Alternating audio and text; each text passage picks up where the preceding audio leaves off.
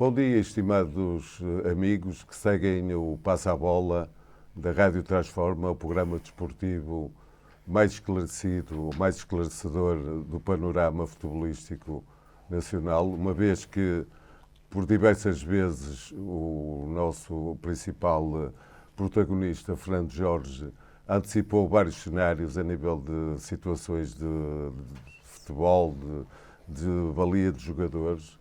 Portanto, este mérito é do Passa a Bola e, portanto, nós estamos aqui para vos servir. E se vocês são uns fiéis seguidores, já repararam que há aqui uma mudança no Passa a Bola.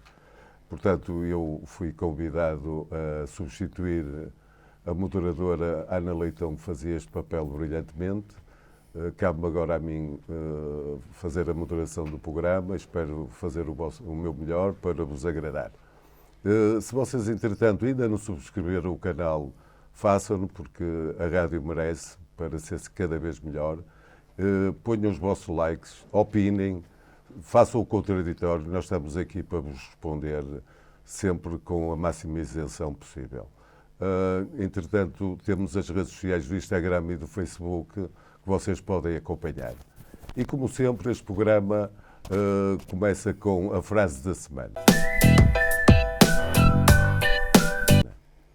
Fernando Jorge tem a palavra. Ora, bom dia, meus caros amigos, e, portanto, bom dia para ti, Rui, e obrigado pela tua colaboração a partir de agora no Passa a Bola. Vamos tentar dar o melhor e naturalmente, a sucessão do que fazíamos aqui. Esta semana eu escolhi os incompetentes Veríssimo, e toda a gente percebe porquê, e toda a gente viu esta arbitragem do Fábio Veríssimo e do VAR António Nobre no Benfica Vizela, que foi de uma incompetência total. Aliás, como é panagem deste árbitro, que não tem categoria, na minha ótica, para o cargo que desempenha, continua a arbitrar porque convém ao sistema liderado por Fontelas Gomes, já toda a gente sabe porquê, e, conforme dizia o outro, teria que ir atendendo aos erros que cometeu, graves, para a jarra durante 4 meses, no mínimo, era aquilo que eu fazia.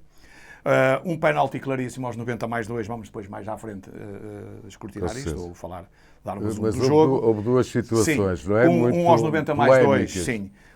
Um Anderson sobre o Gonçalo Ramos, transformado numa falta, em que não há falta nenhuma, é um penalti, quanto a mim e quanto à maioria das pessoas, do tamanho da Torre dos Clérigos. E aos 90+9, outro penalti assinalado, este mais duvidoso, ao critério do árbitro, mas vá lá, se vamos seguir o mesmo critério... Mas achas que houve aqui uma chamada compensação, que é um erro, penso eu, tremendo? Pode ter havido na consciência do árbitro que errou no lance nós 90+2 do Gonçalo Ramos. E errou por 2 motivos. Primeiro, não marcou o penalti e ainda expulsou o Gonçalo Ramos, e o Benfica não vai ter esse jogador para os próximos jogos, que é importante.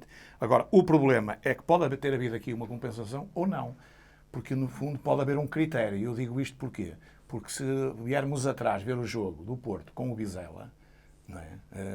O critério foi semelhante. Religiosamente igual. O penalti é religiosamente igual, em que o defesa central se vira, não é? E cria espaço com o braço pela parte de trás. Ora, é um penalti, foi assinalado, este também foi assinalado. Se mantiverem este critério, já não há cá a devida compensação. Temos que aceitar. Vamos estar a aceitar. Embora em Braga, o Braga Guimarães foi um jogo que eu também vi, não vi o jogo todo, houve uma situação igual que não foi marcado penalti. Portanto, aqui, lá está começa a dúvida sobre se o critério é correto ou não, ou se há critério. Fred Jorge, e na continuidade, então, realmente desta atuação polémica do Bruno Veríssimo, sobretudo nesses 2 lances... Fábio Veríssimo, perdão, ainda bem que me corrigiste. Portanto, o Benfica acaba por ganhar o jogo, tem 5 vitórias, 5 jogos, 5 vitórias, portanto está na liderança isolada, mas realmente estes 2 últimos jogos, que curiosamente foram em casa, o Benfica, ao contrário dos jogos anteriores, sentiu algumas dificuldades, nomeadamente no último jogo com o Vizela, e que realmente desembocaram nessas polémicas com o Bruno Veríssimo. O que é que te oferece dizer sobre o rendimento nestes 2 últimos jogos da equipa de Roger Schmidt, que tu tanto tens elogiado? Ora bem, eu até posso equiparar os dois jogos, o jogo em atraso com o Benfica Passos Exatamente, Ferreira. é essa Foi a mais ou intenção. menos igual, ou desenrolou-se mais ou menos da mesma maneira, foi um resultado tangencial, como o Vizela. Em que o Benfica esteve Em que a o perder. Benfica esteve a perder sempre. e depois deu a volta. O Vizela foi irrigorosamente igual. E eu digo porque posso referir os dois jogos, porquê? Porque o Benfica, em ambos os jogos, teve 74% de posse de bola. Isto não quer dizer nada, porque muitas das vezes tem-se grande posse de bola e até nem se ganha os jogos. Mas teve 29 remates, 24 contra o Passos Ferreira e 29 remates contra o Vizela. 7 enquadrados, 12 contra o Passos Ferreira enquadrados à baliza e 7 no coisa. Teve 15 cantos a favor e 4 contra. O Passos Ferreira teve duas situações, duas oportunidades, ou 2 remates enquadrados. O Vizela teve 2 remates enquadrados em que fez um golo. O primeiro golo contra o Passos Ferreira, o Benfica falhou vários golos, podia ter resolvido o resultado na primeira parte, como o Vizela também. A mim parece-me que o jogo de Passos Ferreira foi mais acessível ao Benfica do que o próprio Vizela. Sim. Foi mais acessível, o Benfica ganhou com mais facilidade. No Vizela, o Benfica teve mais dificuldade, porque o Vizela fechou melhor o jogo, não é? E não deixou, não digo que foi uma caminhoneta, mas quase, pois o Vizela jogou praticamente dentro do meio muito campo. recuado. O Benfica não esteve tão eficaz na finalização, porque se tivesse estado, tinha resolvido o resultado. Na primeira parte teve 2 ou 3 situações flagrantes, podia ter resolvido. Então continuas que o Benfica continua uma equipa forte e não. Então terá havido também mérito na estratégia adversária. O Benfica mantém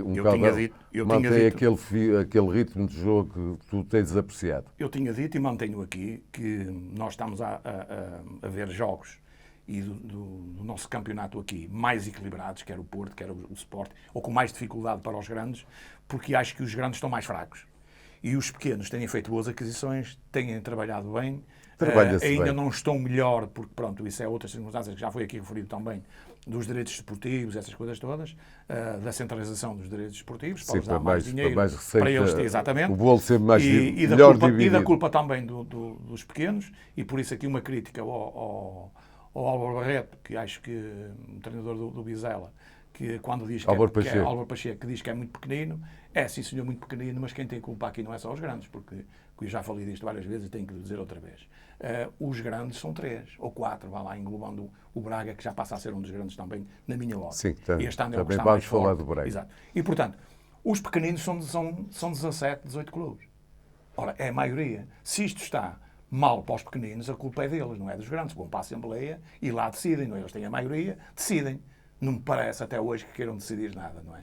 E depois, os treinadores têm que ter um critério quando venham criticar, que sejam favorecidos nesse jogo, ou sejam desfavorecidos. Tem que ser coerentes, não é só criticar porque o adversário é X. Quando o adversário é Y, não há críticas. E o Álvaro Pacheco, nesse aspecto, devia ter criticado também no jogo anterior e não fez nada disso. Disse que não se passou nada. Mas, e pronto, e perdeu. Mas enfim. Portanto, o Benfica teve grandes dificuldades também, porque o Benfica, o que é que nós temos aqui? Temos um Benfica que começa mais cedo a época, ou a pré-época, não é? E, portanto, tem que acelerar em termos físicos. O Roger Smith tem que jogar sempre, basicamente, com os mesmos, para criar ali chamado fio de jogo, não é? Que toda a gente sabe. Então, tem que existir. Desgaste. E sinto que os jogadores do Benfica, o Roger Smith era apelidado, quando estava no PSV, que fazia uma grande rotação e foi criticado por isso. Ele aqui no Benfica está a fazer ao contrário. Está a fazer pouca rotação, para já. Mas tem que fazer. Senti que neste jogo, por exemplo, como o Vizela, ele devia ter feito as substituições mais cedo. E notou-se que quando ele faz as substituições, com aquelas entradas do Musa, do Arner, do Frederic e do coisa, o Benfica jogou, o Benfica criou logo aí outra assertividade. Foi mais pujante. Além da baliza, mais pujante, melhor fisicamente, etc. Porque ali os jogadores estão a jogar os jogos todos. E é natural que vão ter o seu. Já vamos falar no fecho do mercado também sobre isso. Fazendo a ponte, e tu falando que o campeonato realmente, pelo menos neste início, está mais equilibrado. O Sporting entrou no Estoril muito pressionado, uma vez que tinha perdido precisamente com uma equipa que tinha acabado de subir a divisão, o Chaves, e entrou a 11 pontos do Benfica. Mas entrou agressivo, entrou eficaz e faz 2 golos nos primeiros 20 minutos. Pensas que isso foi decisivo para o desenrolar do jogo e para a vitória do Sporting? Sim, penso que isso foi uma decisão, uma boa vitória do Sporting. Ganhou, não digo com alguma facilidade, porque o Estoril teve duas oportunidades flagrantes também e podia ter tido outro resultado. Mas o Sporting ganhou bem a partir do momento que o Rubem Amorim faz as devidas alterações que eu tinha focado aqui na jornada anterior. Ou seja, tira um defesa central, o Neto, chamado Neto, que nem no Passos Ferreira tem lugar, não é? Eu não sei como é que consegue persistir Que é com um limitado. indivíduo daqueles. É tipo Sérgio Conceição com um Marcano quando tem um jogador que não é admissível, já vamos falar mais à frente, no futebol português comprar-se um indivíduo por 20 milhões e tê-lo no banco. Isso no futebol português não existe. Não existe nos Five, no campeonato dos Five, que são o campeonato dos 5 melhores a nível europeu, não existe ninguém que custe 20 milhões e vá lá para o banco. A não ser excepcionalmente que possa chegar naquela altura e não joga. Mas a partir daí tem que se impor. Sim. Aqui é inadmissível. Porque Em Portugal um valor muito altíssimo. acima da média. É o valor que se vende Ainda dos por cima jogadores. português, de um clube português Sim. para outro Portanto, o clube Sporting português. jogou bem, fez ali algumas alterações que foram cirúrgicas e muito bem feitas. Foi a saída do Neto e a entrada do São Justo e o Mateus Reis para a defesa central, porque ele faz bem aquela posição, melhor do que o Neto qualquer um faz, e o não recuo do Pote para o meio-campo, mas para o seu lugar preferencial, que é na frente, porque é o melhor marcador até do campeonato, porque atira muito bem à baliza e estando em forma é um indivíduo perigoso. E tem que andar ali. de assistências Exatamente. também, como E tem que andar ali, provou no Estoril. exato. E tem que andar ali naqueles 40, 50 metros à frente do guarda-redes da equipa visitar. Então achas É que o ali. Sporting recuperou a sua matriz, Sim. pese a saída do Mateus Nunes? Sim, o Mateus E do Nunes, já toda a Palhinha. gente sabe.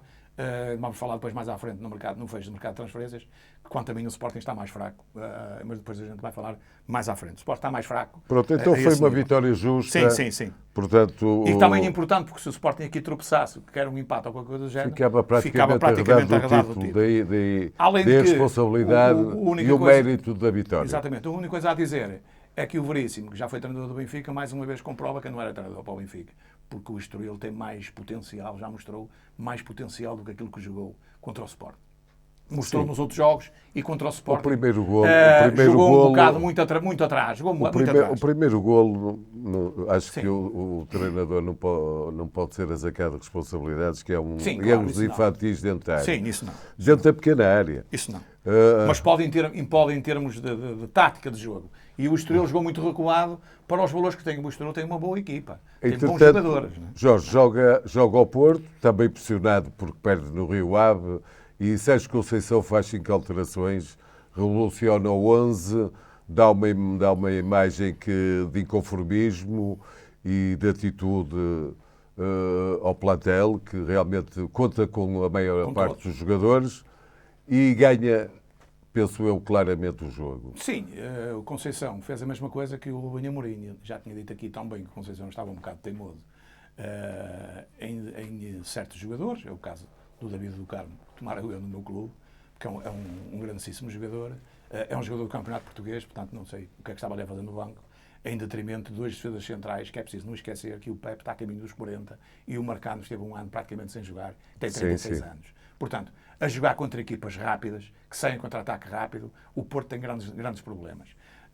Houve ali um castigo do Conceição a alguns jogadores mas que não se aplicaram. Se me permites interromper-te, o primeiro jogador a ser decisivo no jogo é o guarda-redes. Sim, claro, isso aí. É o Diogo Costa. Sim, mais uma vez.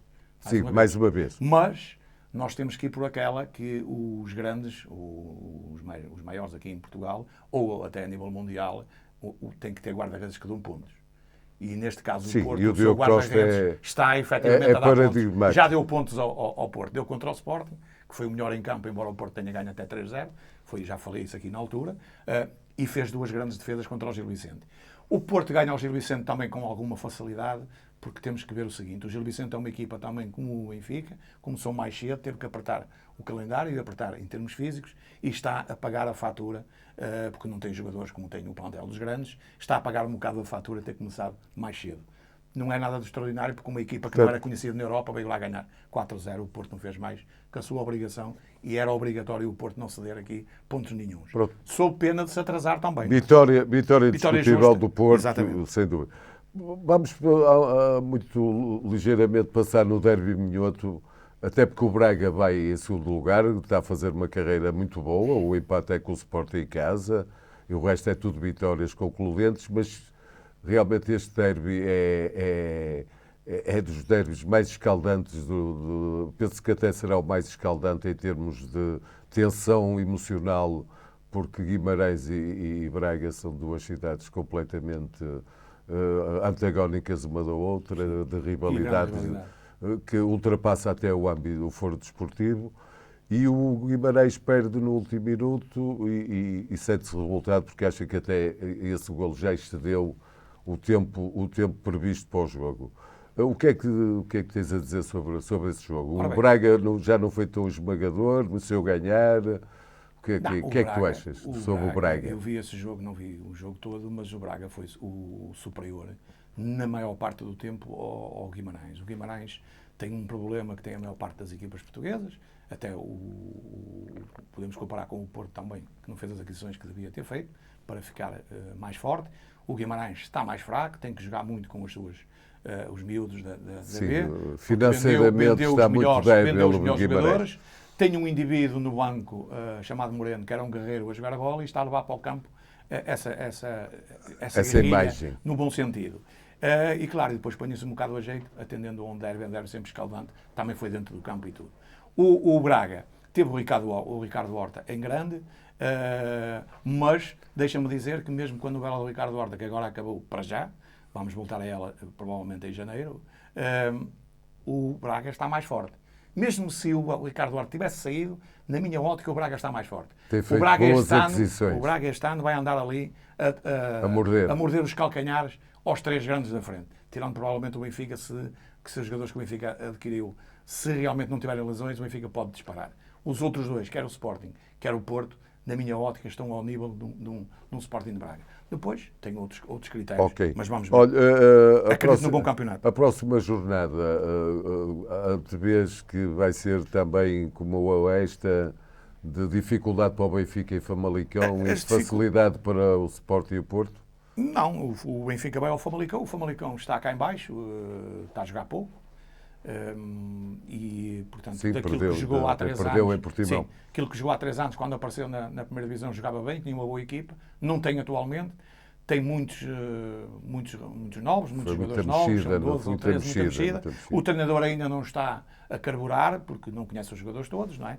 E, portanto, é natural que o Benfica chegue lá e, com maior ou menor dificuldade, acredito que o Benfica vai levar os 3 pontos. O Porto recebe o Chaves, atenção a esta equipa do Chaves, que é uma equipa perigosa, joga bem. Já fez a gracinha em Alvalade, a jogar em contra-ataque. E o Porto, se o Sérgio Conceição tiver às vezes alguma teimosia de meter o Marcano com o Pepe ou qualquer coisa do género, vai ter grandes dificuldades com os indivíduos que o Chaves tem na frente, que são duas motas muito rápidas. E, portanto, se não houver invenções, o Porto provavelmente vai arrecadar os 3 pontos. Mas não vai ser um jogo fácil. O Chaves joga bem a bola, troca bem a bola. E o Sporting? Depois temos o Sporting, que vai jogar com o Portimonense. Acredito que o Sporting, embalado ou moralmente com esta vitória no Estoril, foi uma boa vitória para moralmente a equipa subir psicologicamente. Acredito que irá ganhar ao Portimonense. Não vi nada de especial no Portimonense. Ontem vi o jogo também. Não vi nada de especial. Acredito que o Sporting, com maior dificuldade, irá ganhar. Pronto, e falaste aí no Ricardo Horta. Vamos então, digamos, transferir esse tema do Ricardo Horta para o fecho do mercado de transferências. Sim. Portanto, fala-se muito que o Benfica foi o campeão das transferências, uma vez que conseguiu dispensar a maior parte dos excedentários que tinha no plantel e que contratou cirurgicamente, nomeadamente um jogador que realmente vem com uma auréola de campeão do mundo, de internacional alemão, de jogador pago luxuosamente pelo Paris Saint-Germain, chamado Draxler.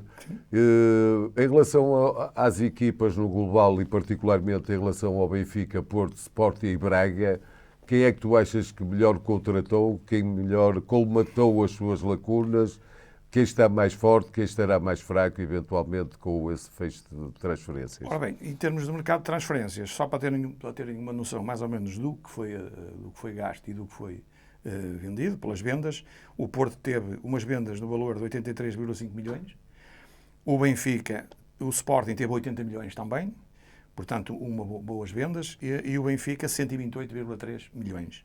De vendas, de compras, o Porto comprou 49,25 ou gastou 49,25 milhões, o Sporting gastou 41,95 milhões e o Benfica gastou 63,30 milhões. Ou seja, Sim, mas, fazendo o mas arredondamento, fazendo o transfer o Porto dos tem números mais para... 34 milhões a mais de mais-valias, o Sporting 38 milhões e o Benfica 65 milhões. E podem perguntar aqui, então porquê que o Porto não foi buscar o tal médio que o Sérgio Conceição queria? Não foi buscar, porque toda a gente sabe agora, porque a FIFA avisou, alertou o Porto por causa do fair play financeiro. Está visto aqui porque é que o Porto não As contas não são esta muito mais-valia. saudáveis. Exato. E como não são muito saudáveis, o Porto não quer estar de fora das competições Claro. e teve que cortar aqui um bocado no orçamento. As saídas do Porto, relativamente às entradas, para mim, já disse aqui até anteriormente, relativamente à jornada anterior, que o Porto está mais fraco. Saiu o Mbemba, o Vitinha e o Fábio Vieira, nomeadamente o Vitinha, que era o seu cérebro do Futebol Clube do Porto. Entrou o David do Carmo, o Samuel Portugal agora à última da hora, o André Franco e o Gabriel Verão. Ainda não estão adaptados e tudo, mas não são jogadores ao nível de um Vitinha, que está a jogar a titular no Paris Saint-Germain. Estamos a falar Nem vês no plantel não vejo ninguém, não vejo ninguém. que restou... Não vejo ninguém. Não. Vejo o plantel do Porto, precisamente por isso, mais fraco. Falta ali um Mas 10. o Eustáquio entrou muito bem. Mas estou, como diz um adepto do Porto, que falou até muito bem, que o Porto neste momento tem muitos médios, mas mais destrutivos. Não tem um médio tão construtivo, um médio que Falta ali um ataque bem, criativo. faça golos, e um criativo. Falta aí um criativo. São todos na base de defenderem bem, darem muito suor e que suarem a camisola e fazer grande trabalho, mas não sai o coelho da cartola, como se costuma dizer, quando há um médio criativo. O Porto não o tem. Portanto, está mais fraco. Quanto ao Sporting, O Sporting, a saída do Mateus Nunes, o Fedal e o Slimani, que pronto, pegado com o treinador. O Fedal saiu por idade e para o Sporting também não pagar. Porque, entrou o Santos Justo. momento, exatamente. Entrou o San Justo, que não faz. É melhor do que ele e é mais novo. O Mateus Nunes é outro que o Sporting também não colmatou. E quanto a mim, já disse aqui, vou voltar a repetir, o Sporting também não colmatou mais um defesa central, porque temos um Kovic que ainda não está em forma, é um indivíduo pesado, e a jogar na maneira como joga o Sporting, com três centrais os centrais têm que ser rápidos. Tem lá este agora que chegou há pouco tempo, parece-me ser rápido e é, mas pode não chegar, porque há as lesões. E, portanto, o Sporting não tem ninguém ali para depois fazer esse lugar. Bom, mas o Sporting, está mais fraco Sporting com o Estoril pôs o Gonçalo Inácio no banco. Sim, e depois foi o uma Sporting surpresa. tem outro problema. Aliás, o Rubem Amorim, eu subscrevo totalmente o que diz o Amorim, que ele diz exatamente aquilo que eu penso. Foi mal planeado, ele já disse isso, já deu a mão à palmatória, que planeou mal o Sporting. E planeou mal porque ele sabe muito bem que falta um atacante para o Sporting. Saiu o Slimani. Mas, entretanto, comprou o extremo. Acho que há uma atração do Mas Rubem Amorim por extremo. Mas é um extremo. Jogadores sim. móveis. Já lá frente. tinha vários. Porque se formos ver o extremo, tem lá o Rochinha, também não foi buscar, também outro extremo, não é? Outro mais ou menos entre as mesmas características. Não é? E o Edwards também. O Benfica foi cirúrgico, foi certeiro. O Benfica teve contratou pouco. 29 saídas, foi uma revolução. 29 saídas em definitivo, 13 por empréstimo e 15 entradas. Ora, todos que saíram no Benfica, era aquilo que a gente esteve farto de dizer aqui, que precisavam de sair. As entradas no Benfica, o Ristic, o João Vítor, o João de Brox, que chegou agora, sim, claro. o Alexander Bá, o Enzo Fernandes, o Frederic Alnes, o Draxel, o David Neres e o Musa, na minha ótica, são tudo indivíduos para serem titulares a curto prazo no Benfica. Ora, o que é que isto significa? Significa que o Benfica comprou cirurgicamente e comprou os jogadores que era necessário. Comparar um meio-campo que era formado por um Beigel e por um Tarab com um meio-campo agora, eu até já nem preciso falar nos outros que foram comprados, por um Florentino e por um Enzo Fernandes, é a mesma coisa comparar a noite com um dia. Fora os outros que o Benfica ainda tem. O Draxler, se não tiver lesões, é um jogador acima da média, é um jogador de Liga dos Campeões. E os outros também. Portanto, o Benfica, acho que o Benfica, dos três grandes, é o que está mais forte. Mais e acredito bastante mais no Benfica. É uma questão de... Fred Jorge, temos que acelerar um bocadinho e falar... para a semana temos a Champions e a Europa League.